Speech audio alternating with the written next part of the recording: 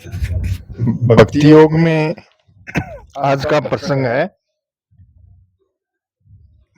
मानस में नाम वंदना का प्रवचन 6 स्वामी जी का प्रवचन। रूप विशेष नाम बिन जाने करतल गतन पर ही पहचाने। सुमिरिय नाम रूप बनु देखे आवत हृदय स्नेह विशेष। गोस्वामी जी महाराज आगे कहते हैं कि कोई भी वस्तु हथेली पर रखी होने पर भी पहचानने में नहीं आती जब तक उसका नाम नहीं लिया जाए, और रूप के बिना देखे ये नाम का स्मरण किया जाए तो उस रूप के प्रति हृदय में विशेष प्रेम आ जाता है। बिना नाम के जाने अनजाने वस्तु को हाथ में ले भी ले तो उसका पता नहीं लगता। नाम के जाने बिना वस्तु की पहचान नहीं होती। ऐसे इन दोनों में, रूप और नाम में अन्वय व्यतिरेक से पता लगेगा कि बड़ा छोटा कौन है। सुमिरिय नाम रूप बिन देखे, रूप देखे बिना ही केवल नाम का स्मरण किया जाए तो भी हृदय में भगवान आ जाएंगे। इस प्रकार नाम लेने से रूप महाराज तो पधार ही जाएंगे, पर नाम महाराज बिना रूप महाराज के सामने रहते हुए भी उनकी पहचान नहीं होगी। आवत हृदय स्नेह विशेषी, विशेष स्नेह के साथ नाम का स्मरण करने से हृदय में भगवान आ जाते हैं। हरि व्यापक सर्वत्र समाना, प्रेम ते प्रकट होई में जाना। जैसे पत्थर रगड़ने से आग प्रकट हो जाती है, ऐसे ही हृदय के भाव से स्नेह से नाम लिया जाए तो भगवान हृदय में ही नहीं, बाहर भीतर सब जगह प्रकट हो जाते हैं। तुलसीदास जी महाराज आगे बताते हैं, राम नाम मणि दीप धरूं, जी है देह हरि द्वार, तुलसी भीतर बाहर हूं, जो चाहे शिव जियार। राम नाम मणि दीप है। एक दीपक होता है और एक मणि दीपक होता है। तेल का दिया दीपक कहलाता है। मणि स्वतः अपने आप प्रकाश करने वाली होती है। जो मणि दीप होता है वह कभी बुझता नहीं। राम नाम क्या है तो कहते हैं वह यह मणि दीप है। इसे कहाँ रखें? जीभ के ऊपर। वहां क्यों? तो कहते हैं जैसे दीपक को मकान के दरवाजे के बाहर रख दें तो भीतर अंधेरा रह जाएगा, और भीतर रख दें तो बाहर अंधेरा रह जाएगा। तो क्या किया जाए? दरवाजे की देड़ी पर रख दो। वहां पर रखने से दोनों जगह प्रकाश हो जाता है, परमात्मा का बोध हो जाता है और बाहर भगवान के दर्शन हो जाते हैं। हवा से यह मणिदीप नहीं बुझता। हवा कितनी ही जोर से चले, शरीर की देली क्या है? जीभ है। एक कवि ने कहा है, भारती जुक्त भली विधि भाषत, देह के गेह के द्वार थली तू। इस जीभ को कहा तेरे में सरस्वती निवास करती है, देह के गेह के द्वार थली तू। पे जगदीश जपे बिनु सालग, नाह के नागन सी निकली तू। जैसे बिल में कोई नागिन हो, सर्पणी की जो मुख में बैठी है, पर ना उथली हरि नाम को, लेनन क्यों रसना बिजली से जली तू। भगवान का नाम लेने के लिए उथली नहीं तो तुम बिजली से क्यों नहीं जल गई। राम गुणावली गाए बिना गुणहीन, गंवारन क्यों न गली तू। हे गंवारन जीव, यदि तुम राम गुण नहीं गाया तो तू गली क्यों नहीं। अब नाम को साक्षी बनाते हुए कहते हैं, नाम रूप अत्यकत कहानी, समुझत सुखद न परत बखानी। अगुण सगुण बिच नाम सुसाखी, उभय प्रबोधक चतुर दुभाषी। नाम और रूप की गति की कहानी अकथनीय है। वह समझने में सुखदायक है, परंतु उसका वर्णन नहीं किया जा सकता। निर्गुण और सगुण के बीच में राम नाम सुंदर साक्षी है, और यह दोनों का सच्चा ज्ञान कराने वाला चतुर दुभाषिया है। यह नाम महाराज सगुण और निर्गुण दोनों से श्रेष्ठ चतुर दुभाषिया है। नाम में पाप नाश की शक्ति। जब ही नाम हृदय धरियो, भयो पाप को नाश, मानो चिनकी आग की पड़ी पुराने घास। नए घास में इतनी जल्दी आग नहीं लगती, पुराना घास बहुत जल्दी आग को पकड़ता है। अनेक जन्मों के युग युगांतर के जितने पुराने पाप पड़े हुए हैं वे सब तो हैं पुराना घास। उस पर राम नाम रूपी दीप्यमान अग्नि रख दो तो बेचारे सब पाप नष्ट हो जाते हैं। नाम को अगर हृदय में धारण कर लिया जाए तो अज्ञान सदा के लिए नष्ट हो जाता है, मानो सब जगह प्रकाश हो जाता है। संतों की वाणी में पढ़ा है कि पाप का नाश करने के लिए नाम महाराज का प्रयोग नहीं करना चाहिए। नाम महाराज से पापों के नाश की कामना नहीं करनी चाहिए, क्योंकि सूरज उगने के बाद में उससे प्रार्थना नहीं करते कि महाराज आप हमारे यहाँ अंधकार को नाश कर दो, अंधकार को हटा दो, प्रकाश कर दो। उनसे ऐसे क्या कहना। सूर्योदय की तैयारी होती है, अंधकार बेचारा आपसे आप भाग जाता है। उदय होने से पहले ही वह भाग जाता है। ऐसे नाम महाराज के आने की तैयारी हो जाए, हृदय में तो पाप भाग जाते हैं। सदो हद वरु धयंत्यत्र कृति भी शुश्रूषु भी सत्य तय क्षणात है। जहां भगवान की कथा सुनने का मन किया, नाम जप करें, भजन करें, ऐसी इच्छा हुई कि भगवान उसके हृदय में आकर विराजमान हो जाते हैं।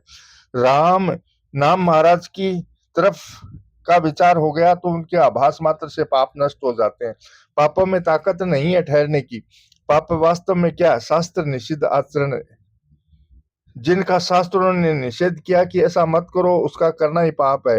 पाप कोई बलवान चीज नहीं है, यह तो निकृष्ट है। जो निकृष्ट होता है वह बलवान भी हो तो उसमें ताकत नहीं होती। जैसे बड़े बड़े बलवान चोर मकान पर चढ़ जाते हैं, भीतर आना चाहते हैं, पर घर में उसी समय एक बालक रोने लगे तो वे भाग जाते हैं, क्योंकि उनका हृदय कच्चा होता है। पापी अन्यायी होने से उनमें ताकत नहीं होती, वे भाग जाते हैं। बच्चे के रोने की आवाज मात्र से बेचारे पाप में शक्ति नहीं है। मनुष्य ने ही इसको आदर देकर पकड़ रखा है। पाप तो बेचारे भागते हैं, वहां सत्संग हो जाए, वहां पाप कैसे टिक सकता है?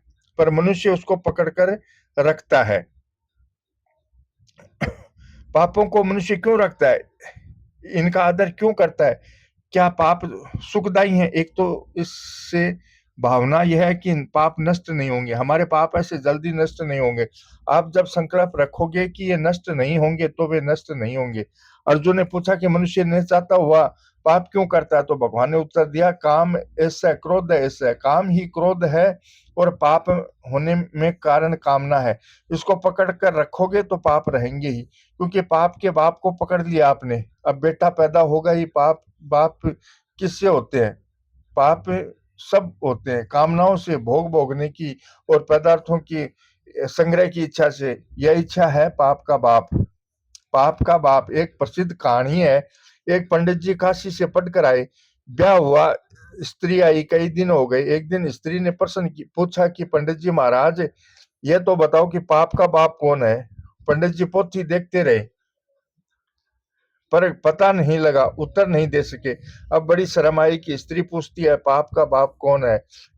हमने इतनी पढ़ाई की पर पता नहीं लगा। वे वापस काशी जाने लगे। रास्ते में एक वेश्या रहती थी, उसने सुन रखा था कि पंडित जी काशी पढ़कर आए हैं। उनसे पूछा कहाँ जा रहे हैं महाराज? तो बोले मैं काशी जा रहा हूँ। काशी क्यों जा रहे हैं? आप तो पढ़कर आए हैं। तो बोले क्या करूं, मेरे घर में स्त्री ने यह प्रश्न पूछ लिया कि पाप का बाप कौन है। मेरे को उत्तर देना आया नहीं, अब पढ़ाई करके देखूंगा कि पाप का बाप कौन है। वह वेश्या बोली आप वहां क्यों जाते हो? यह तो मैं यही बता सकती हूँ आपको। बहुत अच्छी बात, इतनी दूर जाना ही नहीं पड़ेगा, आप घर पर पधारो, आपको पाप का बाप मैं बताऊंगी। अमावस्या के एक दिन पहले पंडित जी महाराज को अपने घर बुलाया, 100 रुपया सामने भेंट दे दिया और कहा कि महाराज आप मेरे यहाँ कल भोजन करो। पंडित जी ने कह दिया क्या हर्ज है, कर लेंगे। पंडित जी के लिए रसोई बनाने का सब सामान तैयार कर दिया। अब पंडित जी महाराज पधार गए और रसोई बनाने लगे तो वह बोली देखो पक्की रसोई तो आप पाते ही हो, कच्ची रसोई हर एक के हाथ की नहीं पाते, पक्की रसोई मैं बना दूं, आप पा लेना। ऐसा कहकर 100 रुपये पास में और रख दिए। उन्होंने देखा कि पक्की रसोई हम दूसरों के हाथ की लेते ही है, कोई हर्ज नहीं, ऐसा करके स्वीकार कर लिया। अब रसोई बनाकर पंडित जी को परोस दिया। 100 रुपये और पंडित जी महाराज के आगे रख दिए और नमस्कार करके बोली महाराज जब मेरे हाथ से बनी रसोई आप पा रहे हैं तो मैं अपने हाथ से ग्रास दे दूं, हाथ तो वे ही हैं जिनसे रसोई बनाई है, ऐसी कृपा करो। पंडित जी तैयार हो गए।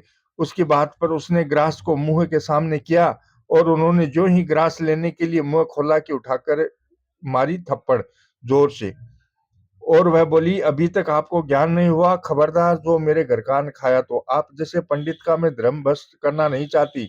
यह तो मैंने पाप का बाप कौन है इसका ज्ञान कराया है। रुपये ज्यों ज्यों आगे रखते गए पंडित जी ढीले होते गए।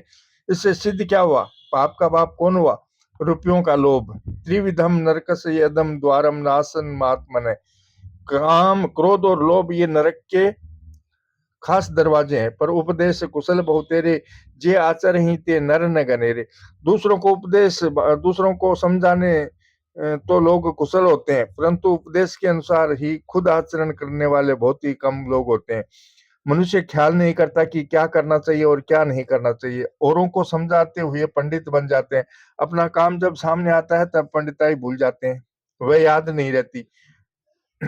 दूसरों को उपदेश देते समय जो पंडिताई होती है, वही अगर अपने काम पड़े उस समय आ जाए तो आदमी निहाल हो जाए।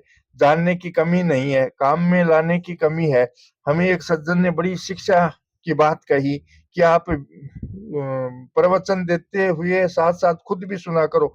इसका मतलब ये हुआ कि मैं जो बातें कह रहा हूँ तो मेरे आचरण में कहाँ कमी आती है, कहाँ-कहाँ गलती होती है। जो आदमी अपना कल्याण चाहे तो वह दूसरों को सुनाने के लिए भाषण व्याख्यान न दे, अपने सुनने के लिए व्याख्यान दे। लोग सुनने के लिए सामने आते हैं, उस समय कई बातें पैदा होती हैं, अकेले बैठे इतनी पैदा नहीं होती। इसलिए उन बातों को खुद भी सुने। केवल औरों की तरफ ज्ञान का प्रवाह होता है, यह गलती होती है। पंडिताई पाले पड़ी ओ पूरबलो पाप, ओरा ने पर देवता खाली रह गया आप। पंडित केरी पोथियां जूं तीतर को ज्ञान, ओरा सगुन बतावई आपा फंदन जान। करनी बिन कथनी कथे अज्ञानी दिन रात, कोकर जूं भुसता फिरे सुनी सुनाई बात। हमें एक ने बताया कुकर जूं भूसता फिरे। इसका अर्थ यह हुआ कि कुत्ता या किसी को देखकर भूसेगा तो दूसरे मोहल्ले के कुत्ते भी देखा देखी भूसने लग जाएंगे। एक एक को सुनकर सब कुत्ते भूसने लग जाएंगे। अब उनको पूछा जाए कि किसको भूसते हो, ये तो पता नहीं, दूसरा भूसता है ना, इसलिए बिना देखे भूसना शुरू कर दिया। ऐसे ही दूसरा कहता है तो अपनी भी कहना शुरू कर दिया। अरे वह क्यों कहता है, क्या शिक्षा देता है, उसका क्या विचार है। सुनी सुनाई बात कहना शुरू कर देने से वो ज्ञान नहीं होता।